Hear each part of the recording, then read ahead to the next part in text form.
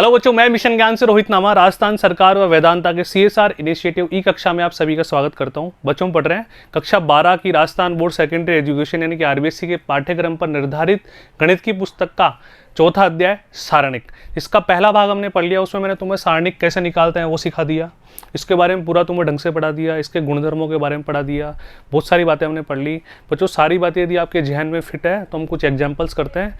ये एग्जाम्पल्स पहले समझना, फिर रफ कॉपी में करना, फिर गृह कार्य कॉपी में सुंदर सुंदर राइटिंग में, जैसा हमें एग्जाम में करना होता है प्रॉपर लैंग्वेज लिख के, उस तरह से तुम्हें करना है। तो बच्चों स्टार्ट करते हैं। इसमें बच्चों तुम्हारी पाठ्य पुस्तक जो RBSC की तुम्हारी बुक है उसमें बच्चों प्रश्न नंबर 1 से 7 यानी कि तुम्हारे उदाहरण करेंगे 4.1 से पहले जो तुम्हारी पाठ्य पुस्तक में है, तो कृपया आप बुक भी खोल लें, है ना।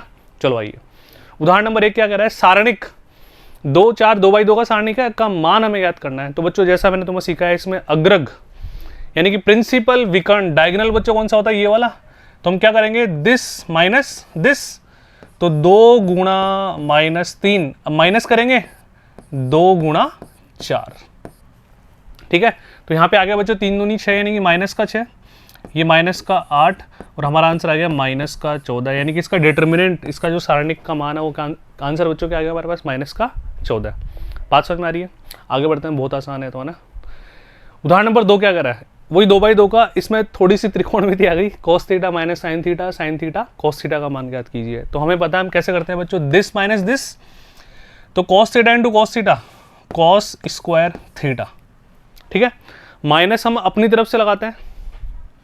अच्छा, इन दोनों को मल्टीप्लाई करते हैं तो बच्चों क्या आएगा हमारे पास, माइनस का साइन स्क्वायर थीटा, है ना, माइनस का साइन स्क्वायर थीटा, और ये माइनस माइनस मिलके बच्चों क्या हो जाएगा, प्लस, तो cos square theta plus sine square theta, और बचपन से तुम जानते हो रिजल्ट विल बी 1। छोटी छोटी बातें है ना, ये उदाहरण समझो, इन्हीं पर बेस्ड तुम्हारी प्रश्नमाला 4.1 के क्वेश्चन है जो तुम्हारे से अपने आप हो जाएंगे फिर, लेकिन पहले इनको समझना पड़ेगा। उदाहरण नंबर 3, अब बच्चों 3/3 का है ना। अब देखो मैंने तुम्हें बताया कि इनको करने के बहुत सारे तरीके होते हैं इनको सॉल्व करने के, है ना। आगे एक सारूज डायग्राम भी आएगा, उसके तहत भी इसको हम हल करेंगे, लेकिन फिलहाल एक बढ़िया सा तरीका देखो, यहाँ पे इसने इतना सा बोला है सारणिक का मान ज्ञात कीजिए, ठीक है। अब मैंने तुम्हें बताया कि इसमें हम पंक्ति के संदर्भ में भी कर सकते हैं, स्तंभों के संदर्भ में भी कर सकते हैं। तो हमारी मजदूरी कम से कम हो, इसके लिए हमें क्या दिमाग लगाना है, ध्यान से देखना। यदि मैं बच्चों ध्यान से देखना, तीसरे स्तंभ में देखो, देख पा रहे हो क्या, इसमें 2 शून्य आ रहे हैं। अगर मैं तीसरे स्तंभ के संगत इसका प्रसार करूं तो बच्चों जब ये केवल इसमें जोर आएगा हमारे को, ये अपन A 13 वाले अवयव के साथ जब करेंगे, यहाँ पे तो बिल्कुल जोर नहीं आने वाला, क्योंकि 0 से मल्टीप्लाई होकर सब कुछ 0 हो जाएगा, तो उनको तो करने की आवश्यकता ही नहीं है। तो आपको हिंदी में सुंदर सुंदर लैंग्वेज में क्या लिखना है बच्चों, तीसरे स्तंभ के सापेक्ष करने पर, ठीक है। अब ध्यान से देखिए, तो अब मैंने तुम्हें बता दिया बच्चों -1 के सापेक्ष हम करते हैं प्रसार इसका, ना। तो सबसे पहले बात हमें पता है ये प्लस माइनस प्लस ऑल्टरनेट होता है ना, माइनस प्लस, ठीक है, प्लस माइनस प्लस माइनस, ऐसे चलता है हमारा पूरा। अब यहाँ पर बच्चों एक बात तुम देख के बताओ, ये तो प्लस में आएगा ना, यानी कि -1 एज इट इज है। अच्छा, यहाँ पे इसका जो उपसारणिक होगा इस वाले अवयव का, वो क्या होगा, ये ऐसे मैंने तुम हाथ रखने के लिए हाथ रखना सिखाया था, ये ऐसे के साथ रख लो। तो कौन कौन बचा बच्चों, 5, 2, 10 और 3, ठीक है। अब बात आ गई बच्चों किसकी, 0 की। अब 0 की बात आती है तो अपने आप 0 हो जाएगा ना, कोई समस्या वाली बात ही नहीं है। लेकिन हमें एक प्रॉपर तुम्हें थोड़ा कंसंट्रेशन से तुम्हें देखने को मिले, इसलिए मैं तुम्हें कर देता हूँ बच्चों आगे। लेकिन वर्बली बात करें तो सब कुछ 0 हो गया, भाई इसको हल कर देंगे, हमारा आंसर आ गया फाइनल, है ना। अच्छा, ये माइनस में तो -0 बच्चों, इसका उपसारणिक कौन होगा, ध्यान से देखना, यहाँ पे हाथ रखो और यहाँ पे हाथ रखो। तो बच्चों कौन कौन बचा, 3, ये केवल समझाने के लिए कर रहा हूँ क्योंकि उदाहरण कर रहे हैं अपन, है ना। देखो ये मैंने गायब कर दिया, ये गायब, यानी कि ये वाला और ये वाला पोर्शन गायब कर दो, तो 3, 11, 10 और 3। अच्छा, फिर किसकी बारी बच्चों, 0 की बारी अगेन। अब ये वाला हटा दो बिल्कुल, तो कौन कौन बचे, केवल 3, 11, 5 और 2, ये इस सारणिक का मान आ गया, बोलो हाँ या ना। अब ये तो 0 से टकरा के सब 0 हो जाएंगे, इनको तो करने की आवश्यकता भी नहीं है। इसको हल कर लेते हैं, -1, यहाँ पे क्या बचा, 5 दिया 15, ठीक है, -10 दूना 20। इसको हल करेंगे तो बच्चों कितना आ गया, -5, माइनस के 1 से मल्टीप्लाई करोगे तो +5, इस सारणिक का मान आ जाएगा। यानी कि इस 3/3 मैट्रिक्स का जो इस 3/3 सॉरी सारणिक का जो मान होगा वो बच्चों क्या होगा 5 होगा। क्लियर है क्या सभी के? अरे समझ आया ना?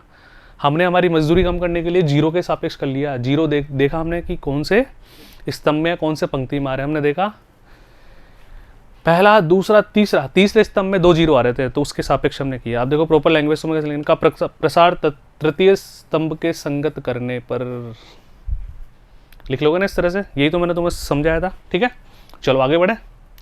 उदाहरण नंबर 4 क्या कह रहा है? यदि सारणिक का मान 4 है, इसने पहले ही बता दिया इसका मान 4 है। ठीक है, तो k का मान ज्ञात करना है तो बिल्कुल आसान है, कर लेते हैं। आ जाओ, ये 4 है तो पता है ना, दिस माइनस दिस, तो 4k माइनस 8 दूनी 16 बराबर 4। ठीक है बच्चों, तो 4k बराबर 16 प्लस 4 कितना होता है 20। और बच्चों k बराबर बिल्कुल लल्लू क्वेश्चन है, 4 पंजे 20। k का मान बच्चों 5 आंसर आ गया हमारे पास। मैं बोल रहा हूँ धीरे धीरे समझते जाओ, बिल्कुल जीरो से हीरो लेवल पे चल रहे हैं अपन, धीरे धीरे दर्द बढ़ते जाएंगे, बस देखते जाओ, बहुत आसान है। ठीक है, आइए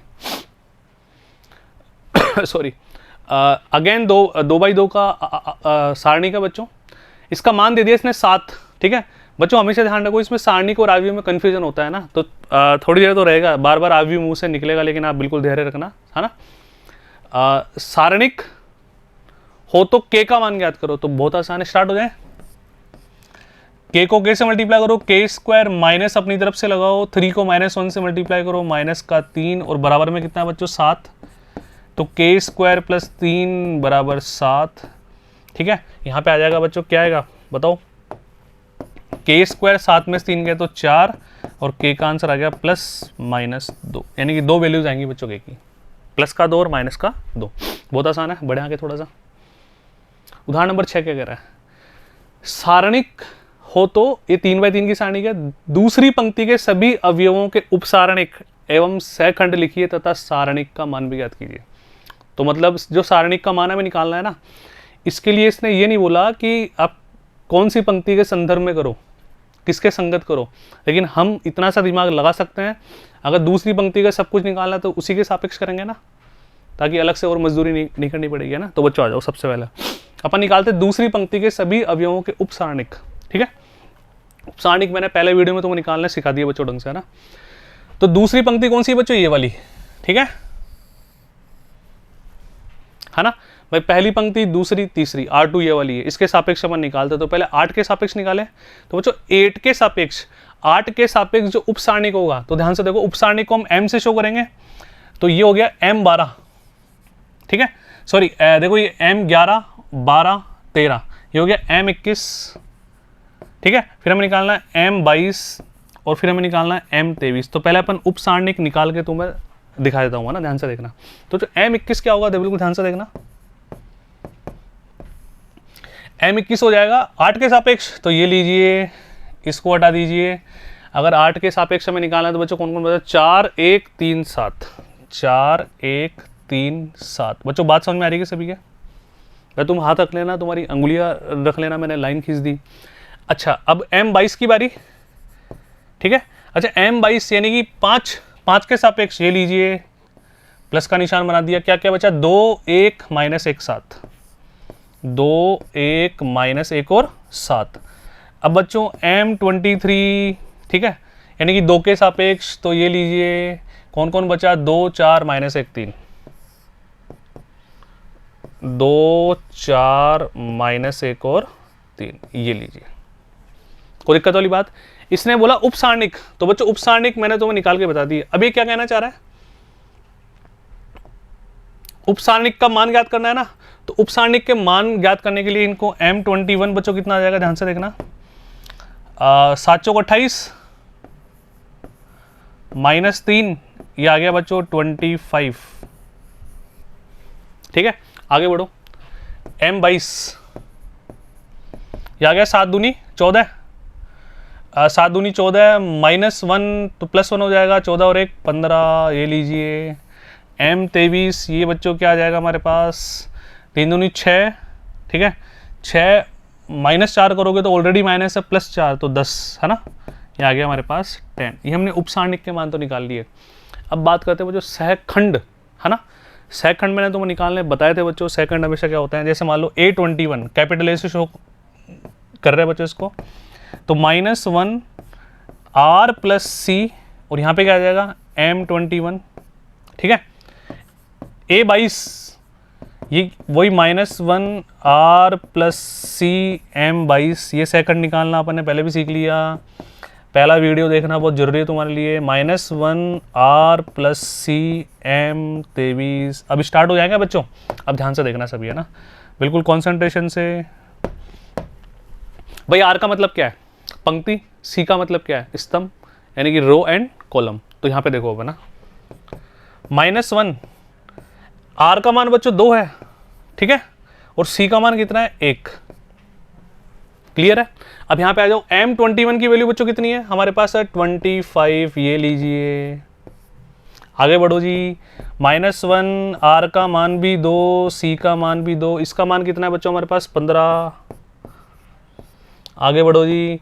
-1 R का मान 2 और C का मान 3, और इसका मान कितना है बच्चों हमारे पास 10, ये लीजिए कैलकुलेशन कर दो, खत्म बात।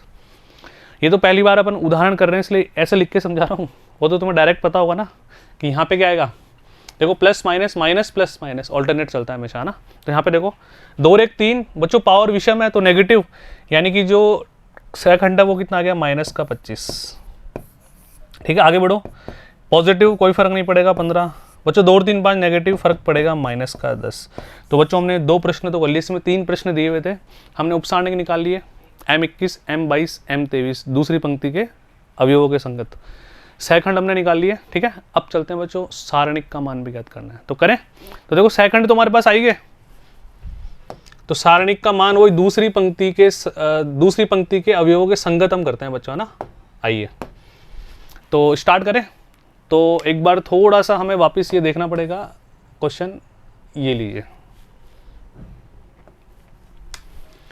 तो बच्चों अगर हम सारणिक का मान निकाल रहे हैं तो यहाँ पे बताओ, ये 8 है जो प्लस में आएगा माइनस में आएगा, जल्दी से बता दो। 8 प्लस में आएगा माइनस में आएगा, जल्दी बताओ भाई, है ना। अब तो कर लोगे, चलो मैं सॉल्यूशन में समझाता हूँ, तुम ध्यान से देखो। देखो 25 15 और 10, अब हमने क्या निकाली f मतलब सेकंड, इसको f से शो कर दिया, जो मैंने कैपिटल A से शो किया था बच्चों। यहाँ पर हमने m से शो किया था, इसने a से शो कर दिया, कंफ्यूज मत होना। ये M21 M22 M23 है। यहाँ पे देखो F21, ये 15, ये -10 हमारे पास आ गया, ठीक है।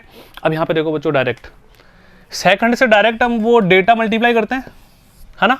8 5 2। अब यहाँ पर तुम्हें कंफ्यूज बिल्कुल मत होना कि सर यहाँ पे आपने वो साइन तो चेंज किया ही नहीं बच्चों, साइन चेंज हमने सेकंड में कर दिया ना। जो -1 की पावर R प्लस ये वो हमने किस में कर दिए, सेकंड में कर दिए, तो डायरेक्ट मल्टीप्लाई कर दोगे अब तो। ये मैंने तुम्हें सिखा भी दिया पहले। तो डायरेक्ट दूसरी पंक्ति के अवयवों के संगत हमने किया, 8 को A21 यानी कि जो हमने पहला सेकंड निकाला था 21 वाला, 22 वाला, 23 वाला, तीनों से मल्टीप्लाई करो, कैलकुलेशन करो, माइनस का 145 is the right answer. I hope इसके बाद तो तुम कर ही लोगे, है ना। तो पहला वीडियो बहुत इंपॉर्टेंट था, उसमें मैंने सारी बातें तुम्हें सिखा दी थी बच्चों, ठीक है। यदि आप सेकंड निकाल रहे हो तो फिर आपको प्लस माइनस के साइन को से मल्टीप्लाई करने की आवश्यकता नहीं है, आपको एक ही साइन रखना है जो भी वहाँ पे अवेलेबल हो। अब यहाँ पे देखो, यहाँ पे अवेलेबल है 8 5 2, तीनों क्या है पॉजिटिव है, तो मैंने एज इट इज यहाँ पे क्या ले लिए पॉजिटिव 8 5 और 2। तो बात समझ में आई, ठीक है। पढ़े आगे, नोट डाउन करना है इसको आराम से ना। उदाहरण नंबर 2, उदाहरण नंबर 7, 3 - 7 13 5 0 0 0 11 2 का मान ज्ञात कीजिए। अब बच्चों मैंने क्या बोला था, हमें मजदूरी कम से कम करनी पड़े, इसके लिए हमें क्या देखना है कि जीरो किस में आ रहे हैं। जैसे थोड़ी देर पहले एक एग्जाम्पल हो रहा था, उसमें हमने देखा था तीसरे स्तंभ में 2 जीरो आ रहे थे, तो हमने तीसरे स्तंभ के अवयवों के संगत प्रसार किया था। अब यहाँ पे देखो बच्चों, अगर आप देख पा रहे हो तो यहाँ पे तुम्हारे अंदर से आवाज़ आ रही है, मुझे पता है कि सर दूसरी पंक्ति के सापेक्ष कर दो अब क्योंकि यहाँ भी 2 जीरो आ रहे हैं। अब जैसे मैं ये बोल रहा हूँ आप समझ रहे हो, ये बात आपको लिखनी भी है वहाँ पे कि हमने देखा कि गणना कम करनी पड़ेगी यदि हम 2 शून्यों वाला दूसरा स्तंभ लेते हैं, तो सॉरी दूसरी पंक्ति लेते हैं। तो बच्चों एग्जामिनर आपके विचारों से सहमत होगा और आपको पूरे नंबर देगा। बस बात इतनी सी है बच्चों। 11th 12th में जब हम सॉल्यूशन लिखते हैं तो सॉल्यूशन लिखने का तरीका क्या होता है, जो बात आपने मन में सोची, जो कॉन्सेप्ट मन में आपने सोचा, उसको आपको शब्दों में लिखकर एग्जामिनर को दर्शाना भी पड़ेगा कि साहब मेरी ये भावनाएं थी इसलिए मैंने ऐसा किया। बस इतनी सी बात है, उसी को बोलते हैं अपने शब्दों में सॉल्यूशन करना, है ना। कोई रटी रटाई स्टेप नहीं होनी चाहिए, बात इतनी सी है। क्या समझ में आपके आया कि आपने ये स्टेप की, बस वो समझना जो आपको समझ में आया वो भी आपको शब्दों में व्यक्त करना होता है वहाँ पे, तो ध्यान से रखना बच्चों। अब करें स्टार्ट, तो वो लिख ही लोगे आप दूसरी पंक्ति के सापेक्ष है ना, तो 5। अब यहाँ पे देखो, यहाँ पे हम डायरेक्ट सेकंड थोड़ी निकाल रहे हैं, तो डायरेक्ट इससे मल्टीप्लाई कर दूं क्या, -5, ठीक है। इसका उप सारणिक निकाल लो 5 के सापेक्ष, क्योंकि प्लस माइनस होता है ना, plus minus plus minus plus minus plus minus plus, ठीक है। अब आ जाओ सॉरी, 5 के सापेक्ष बच्चों ये करें तो माइनस का 7, 13, 11 और 2, ठीक है। 0, ये भी 0 हो जाएगा और दूसरा वाला भी 0 हो जाएगा, कोई दिक्कत वाली बात नहीं है, कुछ करने की आवश्यकता है नहीं तुम, है ना। यहाँ पे प्लस के 0 की जगह माइनस का 0 लगा लो, ताकि दिखने में थोड़ा सेटिस्फैक्ट्री लगे, क्योंकि ये माइनस में आ जाएगी बात, है ना।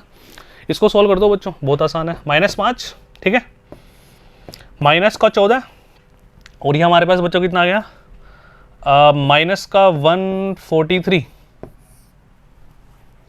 ठीक है। अच्छा, माइनस का 14 और 143 बच्चों कितना हो जाएगा, 7, 150, 7 और 7 14, 157, यानी कि माइनस का 157, ठीक है। 157 को 5 से गुणा कर दो, प्लस में आंसर आ जाएगा 5 7 35, 3 50 25 और 3 28, 2 5 और 2 7, यानी कि 785 इज द राइट आंसर। इस तरह से बच्चों में सारे प्रश्न करना है, ठीक है। बात समझ में आ गई। तो आपकी पाठ्य पुस्तक में जो 4.1 प्रश्नमाला से पहले जितने भी उदाहरण थे, हमने एक एक उदाहरण ढंग से सॉल्व कर लिया। अब बच्चों आप लोगों को क्या करना है, इनकी दोबारा प्रैक्टिस करनी है। और अब तुम्हें पता है कि अगले वीडियो में हम 4.1 प्रश्नमाला के प्रश्न हल करने वाले हैं। और जैसा कि मैं तुम्हें हमेशा समझाता हूँ कि जब भी मैं तुम्हें प्रश्नमाला हल कराऊँ उससे पहले आप सभी बालकों बालिकाओं को प्रश्न ट्राई कर रहे हैं, क्योंकि कोई अलग बात थोड़ी आएगी भाई। जो हमने पार्ट नंबर 1 वीडियो में जो कॉन्सेप्ट और एग्जाम्पल समझे, पार्ट नंबर 2 में हमने सारे तुम्हारी पाठ्य पुस्तक के उदाहरण कर लिए, तो वही तो बातें 4.1 में है, पर डेटा ही तो चेंज होगा। तो सभी से विनती है, आप दिल से उन सभी प्रश्नों को ट्राई करें। जो प्रश्न नहीं हो रहा उसका वीडियो देखें, हो गया तो भी वीडियो तो देखना है। सेटिस्फैक्शन के लिए आपको अच्छा लगेगा, मोटिवेशन मिलेगा। और बच्चों मैथमेटिक्स में मोटिवेशन ही सब कुछ होता है, नथिंग एल्स, ठीक है। तो मिलते हैं अगले वीडियो में, धन्यवाद।